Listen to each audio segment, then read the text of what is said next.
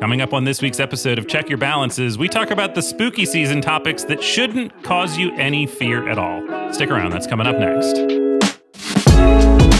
Check Your Balances is a show produced and owned by Craftwork Capital. The views expressed by the hosts and their guests are personal opinions and should not be considered personal financial advice or the opinion of Craftwork Capital. All investments have risk and may lose money. Consult with your financial advisor, tax preparer, or attorney prior to implementing anything discussed, and please do not use this show as the sole basis for financial decisions. Welcome back to another week of Check Your Balances. I am Ross Anderson, joined as always by my friend and co-host, Dan Maseka. Good to be back for another week, buddy. Good to see you. I made a peanut butter and jelly sandwich today for the first time in months, like since we've talked about it. And I was chuckling to myself thinking about our discussion, and I am still a 2-utensil guy. I actively put the peanut butter on my toast, and then actually I ended up almost needing I think I did need a third utensil because I put it directly into the sink and then forgot I was going to have to cut the sandwich. So I turned a PB&J into a 3-utensil job. And I thought you'd be amused by that. I am amused, but I appreciate you being authentically you and not changing up your process just because the public was on my side, so to speak. There's no question the public was on your side, and I feel no social pressure from that. I am very easily embarrassed in a lot of situations, like socially, so I am susceptible to social pressure. But in this case, when it's just about how many utensils I'm going to have to clean, didn't care at all. That does not faze me, apparently. I will wash all the knives if I have to. So I thought that our listeners would appreciate a callback if they've been with us for at least more than a few weeks. Yeah. So, Dan, today's show, it's spooky season. This is coming out, I think, right after Halloween. So you should be listening to this. Hopefully you are not having wicked candy hangovers this morning as you pop our show in on your way to work or however you are enjoying it, including our YouTube channel, which we hope you will check out. So a few weeks back, we got an email from one of our listeners who's emailed us a couple times. I actually don't know their name because it shows up on the email as S. as the first name. So I can't even shout them out, but I think they will know who they are. And this was after our target date fund discussion. And we were talking about just how different the target date funds are in people's 401ks and 403bs and how different the allocations can look, specifically with kind of how they do their risk mix on kind of what that glide path looks like. We tend to see really high allocations to international stocks from a company like Fidelity, where Vanguard tends to be a little bit more at the market. And the email we got was basically like, hey, thanks for pointing out how different these are. I can't believe how wild the differences are when I look at the chart. And there is a snippet from a Yahoo chart that shows the Fidelity 2055 Freedom Fund versus the Vanguard 2055 Target Date Fund. Now, from this chart, it looks like over the last decade or so that the Vanguard fund is up like 70% and that the Fidelity fund is up 22.6 or something really, really much lower. Now, both of those numbers are fairly low if we're going back to a 2013, right? If we're looking at a 10-year window. And I think that the chart is incredibly misleading and probably really scary if you've been invested in either of these funds for a long period of time. So that's really our theme today. Coming out of spooky season, what are some of the things that you might stumble across in your financial life that look really scary or feel really scary, but are not necessarily scary? And this is the first one. Yeah, so I feel like unless you're armed with the tools that you need in order to make an evaluation like that, you can potentially use bad information to inform investing decisions. Because I promise this isn't the only person who's gone to Yahoo Finance, put in a couple tickers and just tried to compare their performance over an extended period of time. Over a squashed period of time, that difference becomes less evident. But if you're going back pretty far, I mean, that's a 50% underperformance, it seems like, for the Fidelity fund. I mean, you might jump out of that immediately. Correct. And I think that it is one of the things that is harder to do. And the reason that this performance looks so janky is that generally what you're looking at when you look at a mutual fund performance is just the NAV. That isn't counting dividends. It's not accounting for any capital gains that have been distributed and put back into the fund. And so really, when you're looking at a chart on a mutual fund, like if that's how you're tracking a mutual fund, you're most likely getting really bad data.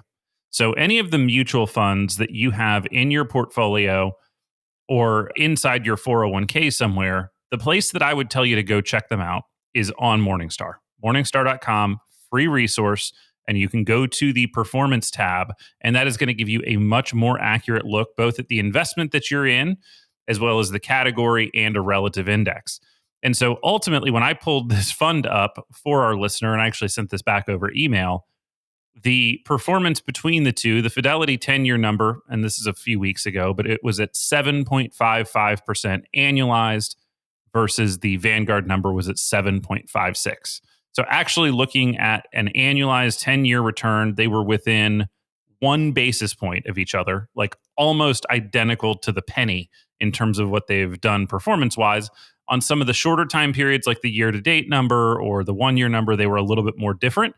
But over that extended time period, even though these are funds that have very different allocations, almost identical. And so, yeah, when I saw that, I said, okay, number one, I want to make sure you get the right information. And then number two is that this would have looked really bad, like a 7%, 7.5% return over 10 years for the chart to show a 68% cumulative return.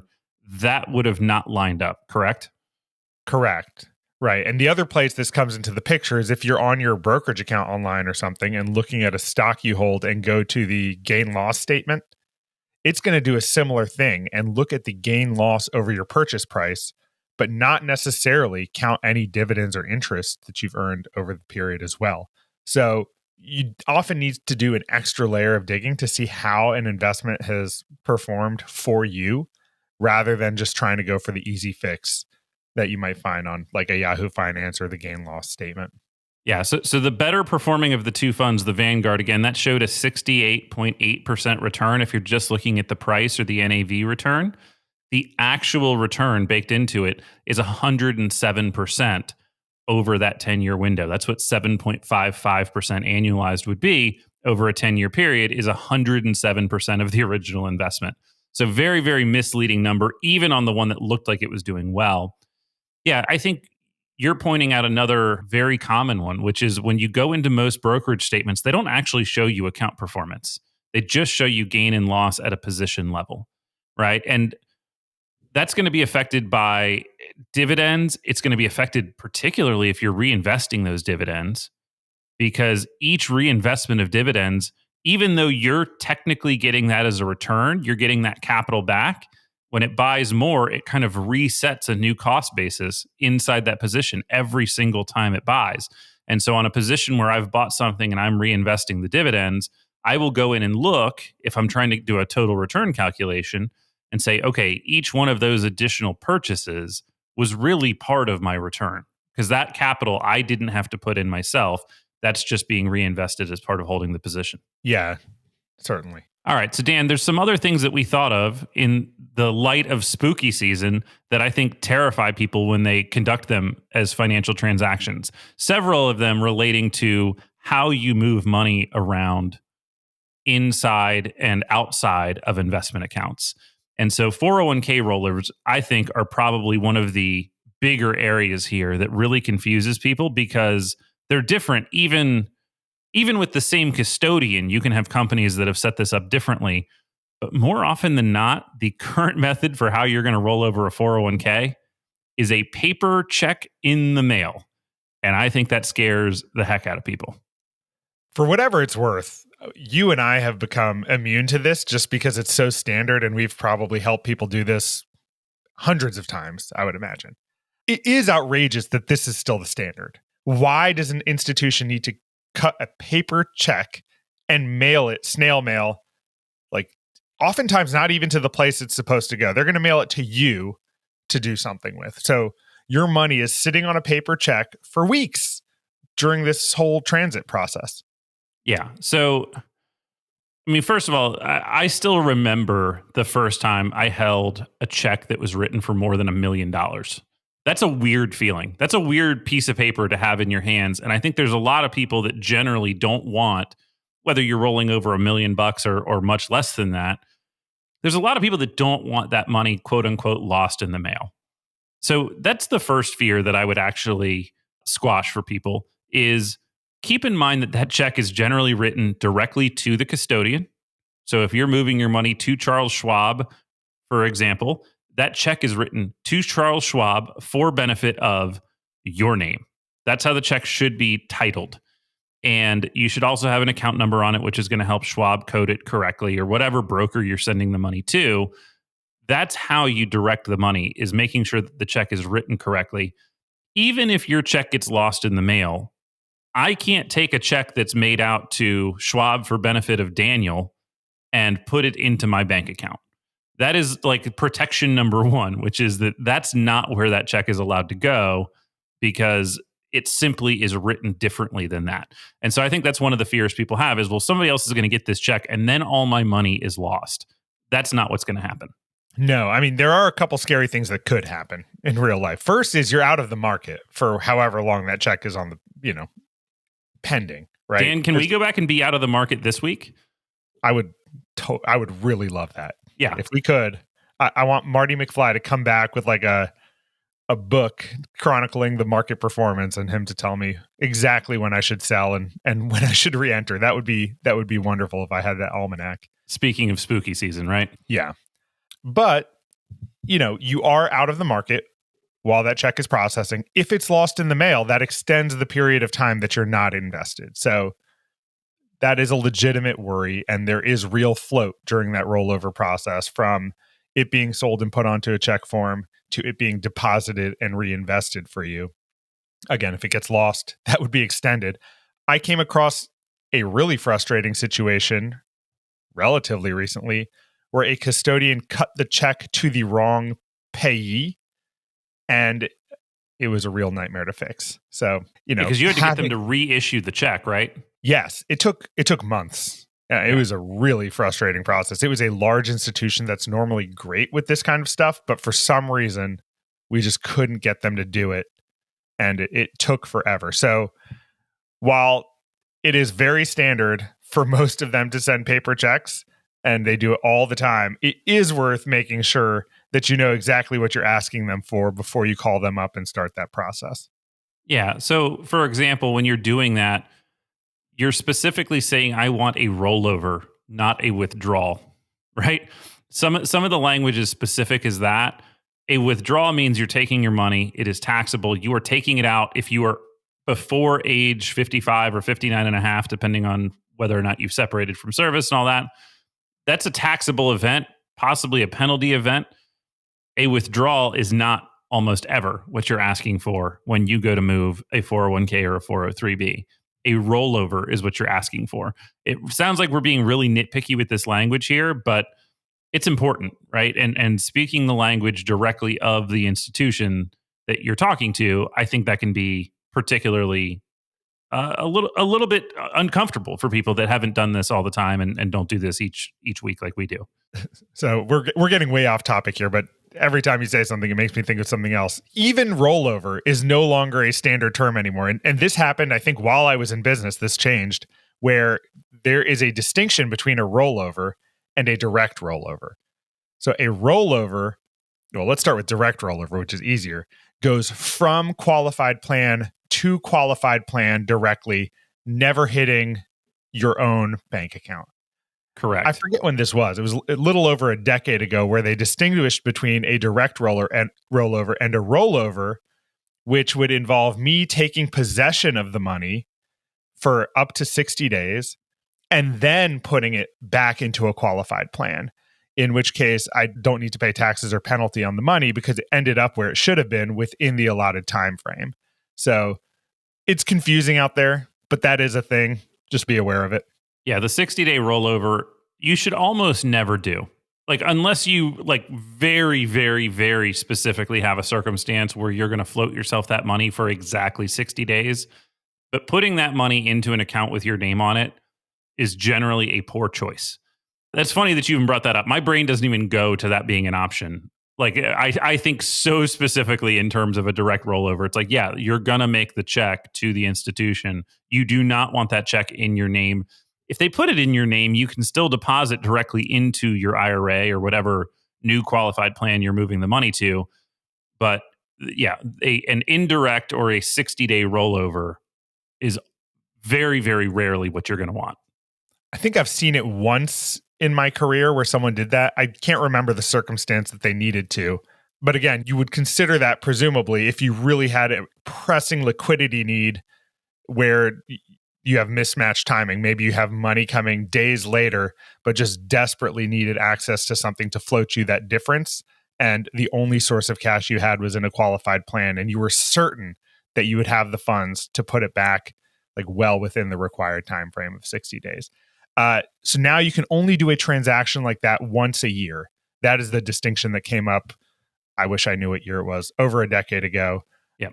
Whereas before, I guess you could constantly have money in flux and basically take possession of your retirement money, tax and penalty free, because you could keep moving from one bucket to the other constantly, which sounds like a really tiring juggling act, but I guess people were doing. Otherwise, we wouldn't have this law. Truly, like we've joked about it that some people hate taxes so much that they'd prefer not to make any money. I love that line because I really do think some people are like that. And that's a prime example. If you're going to do, I mean, it would basically take you, 6 or 7 indirect rollovers a year. So every just shy of 2 months, you are initiating a new indirect rollover to replace your old one and floating yourself a tax-free loan out of your 401k basically forever. That's a funny thing to do, but it's also not a good idea unless you've got just way too much time on your hands to play with. But you can't even do it anymore. That means somebody probably was doing that. If you know anybody that was doing that, please email us. I would love to hear the story of somebody that was that committed to doing a tax-free float. Yeah, I mean, this wouldn't be a law if it weren't happening. Or the possibility of it, right? Because it might just be somebody said, well, this could happen. We don't know that it was happening, but normally if they're going to close the door, it's because somebody was trying it or it was being talked about enough. Well, it's like every time you see something oddly specific, like a caution that's oddly specific, you're like, who's the moron who did whatever that was? Yeah. This seems like every warning label on everything. Right. Don't lick the chemical. Like I have a face cream that tells you not to snort it, which I think is a very funny thing. That's from a local company called the Grooming Lounge that makes shaving cream. And that is literally on the back of their packaging. It says, please don't snort this. And it gives you other things to do. But I always thought that was very funny. And I hope that wasn't something that actually happened and that it was just a little bit more tongue in cheek. Hopefully. Let's do one more money movement one, because I think this is just understanding how this works is sometimes an area of confusion for people, which is an ACATS transfer. So when you go to move money from one broker to another, if you were going from Schwab to Fidelity or Fidelity to Schwab or whatever, most brokerage firms use a system called the ACAT system, which stands for Automated Customer Account Transfer System. So it's kind of like calling an ATM machine like twice, right? The M in ATM is already saying machine. So when we say an ACATS, like that is the system. An ACATS basically is a re-registering of everything you own. And the reason it can be nerve-wracking, they normally only take 3 to 5 business days, so about the course of a week. But when you do it, you can watch your assets disappear from both brokerage houses while they're in flux. And I think that is a particularly terrifying phenomenon for people that are not used to doing it. And so when you open the new brokerage account that you're moving to, you're going to do a pull transaction. The receiving firm initiates these. It's not the firm sending it. So when you go to do it, if you're moving to Fidelity, for example, you would go to Fidelity, open your account, and then you would say, hey, I've got money at X, Y, and Z broker, pull that over for me. And they start that process for you. But during that roughly week that it takes, you might go into your old broker and it says 0, and you might go into the new broker and it says 0, and you go, oh my God, where did my money go? Yeah, this is a much better system for moving money than a paper check. It's automated. No one has to touch mail. It just goes directly from one institution to the other. But the situation that you described does happen. And I have fielded so many phone calls with the worry that the money has just disappeared into the ether. I've been Because swindled, right? Like, yeah, which makes sense. I understand that fear if you're uncomfortable with doing this and it's a new firm that you're working with or whatever. it's also a very simple like form to fill out to start this process. There's nothing really crazy about it. It's like, all right, cool. What's your name? What's the account number you want the money to come from? Where is it? All right, cool. Well, we got it from here. It's not it's not like a big thing where you need to get something notarized and it's like, yeah, all right, cool. Click, click, click. Boop. Money is coming over. Don't worry. They'll just send it over. No question. In our old world, when we were working with Interactive Brokers, they could do it without even a form. All you needed was the brokerage account number of the previous firm, and you could put it in electronically for people. It didn't even need a signature, if I remember that correctly. I think most brokers have the online request now, and it's really easy. So, it happens quickly. And then when the money's gone from such a simple thing, I think that adds to the anxiety. Like, what if I push something wrong? Like, what happens? I remember when I worked at a bank, this feeling of anxiety always used to come across me doing wire transactions because it's like, all right, those actually are scary, by the way. Totally. Like, the money, you should be scared of a wire. That is a correct fear to have. It's irreversibly gone.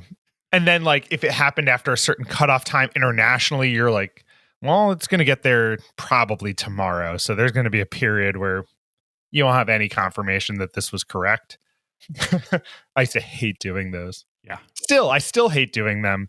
Yeah, a wire, that is a spooky season item that you should actually be terrified of. So in the background of that ACATS transfer that we're talking about, so a regular broker-to-broker transfer, there are a bunch of checks that actually happen in the meantime. So as simple as that form is, as much as that does not look like anything is happening to protect you from how the transaction is happening, there's several things that go on in the background. And so generally when the new firm pings the old firm and says, hey, we've got a request to send these assets over, what they're going to check is on, I think it's three things. Number one is that the account type matches. Mm-hmm. So they have a protective layer in to make sure you're not putting your pre-tax IRA into a Roth IRA, that you're not making that taxable transaction. Now, is that foolproof? No, but there is a layer where they ping each other and check for that account type matching. Number two, they check for your name matching. Now, some of these can be incredibly specific. So, for example, if Daniel used his middle initial at the old account and does not use his middle initial on the titling of the new account, he could get a mismatch and a rejection. That used to be also basically the bane of our existence because people would do that all the time. And you would say, well, how's your old account registered? And nobody knows, right? You don't remember. Those of you out there right now, without looking at your accounts, you can probably barely remember if your middle initial or full middle name is on anything that you've got out there. That had to be absolutely identical for certain firms. Interactive Brokers in particular was the one that we did this with a lot. And then they also check your social security number.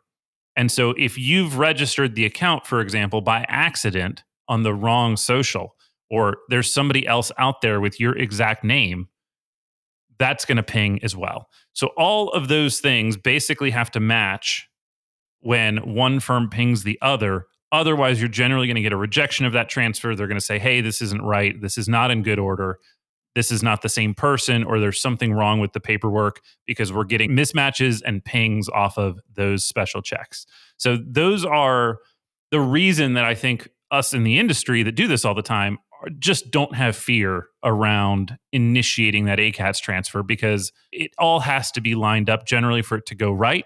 And all they're doing is re-registering the exact things you own. It's not that they're moving money between institutions. They are changing like the registration data on where your shares of Apple live, on where your shares of a mutual fund live.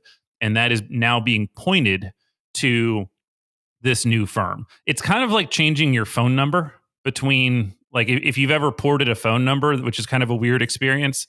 I've only done it like twice, but you end up with this like weird situation where sometimes both phones ring and sometimes none of the phones ring. That's really what an ACATS transfer is like doing. Even though it's a quick process to put everything in, there are safeguards in place. I've seen that happen a lot too, where something gets rejected, it can show 0 on both sides and then be rejected and go back to the old place, by the way. They're there for your protection. Yeah, there's a lot going on that does protect you in those, unlike in a wire. Anything else, Dan, that you see that's out there? I mean, I think people have a lot of fear just in terms of talking to advisors. I think there's a lot of insecurity around what people know. I think part of why we do a show like this is to try and make people more comfortable with the language and to speak hopefully in an approachable way about personal finance and kind of how this stuff works, but also in a way where people start to learn some of that language and what it means and what their broker or advisor has been talking about. But I do see a lot of fear just around what people know and what they don't know. Yeah, I found that a lot of people do like talking about their personal financial situation. People love talking about themselves, and this is a great format to talk about you and your wants and hopes and dreams and what you've done. But there is definitely a class of people who are very guarded with their information. There's a very funny skit that's been online, not a skit, but like a cartoon basically that's been online, A Day in the Life of the Financial Advisor. And basically it's a conversation between these two people. And every second, the prospective client is sharing material information that they've actively withheld or lied about earlier in the conversation, just as they warm up to the advisor potentially. I've been in situations like that too, where we'll have a whole conversation and at the end, they'll be like, all right, well, one thing I didn't tell you at first was ABC. And I don't know if they're just waiting for comfort or it's just they haven't had the heart to bring it up, but that does happen. Yeah, and sometimes it's good news, sometimes it's bad, right? I mean, like I've been in situations where you're kind of going through somebody's situation going, wow, this is going to be very tight, right? Or perhaps there's not alignment between their goals and the resources that they're outlining. And then they go, oh yeah, by the way, I'm expecting to inherit $2 million from my parents. And you're like, okay, well that was important, right? If you're factoring that in, or even if you want to handicap that in our modeling, that might be a material number to what your situation currently looks like. So if that's the expectation, how you've been planning, that's important for us to know. And if you don't want to count on it, that's fine too. We can show you what those differences look like, but that is a complete game changer of a number when you're talking about a high 6 or 7 figure number being different than what you've already disclosed. Yeah, I'd like to talk about this specific thing in more detail. We've talked about doing a whole episode on this issue, but the most recent one that I encountered was someone who was very concerned about their financial picture and not very confident in their spouse's money habits. And at the end, she was like, well, I've also hoarded away a significant sum of money that my spouse doesn't know about. I was like, well, that's interesting and also makes me uncomfortable. Yeah. Yeah, we don't want to be in the middle of stuff like that. That is one of the areas that there's a lot of ethical duty of care stuff that starts to come into play for us in terms of how we treat clients equally, because assuming that it's a joint relationship with us, both clients have equal access to us and we are the advisor to both, but also not necessarily empowered to share information across those lines that is not intended to be.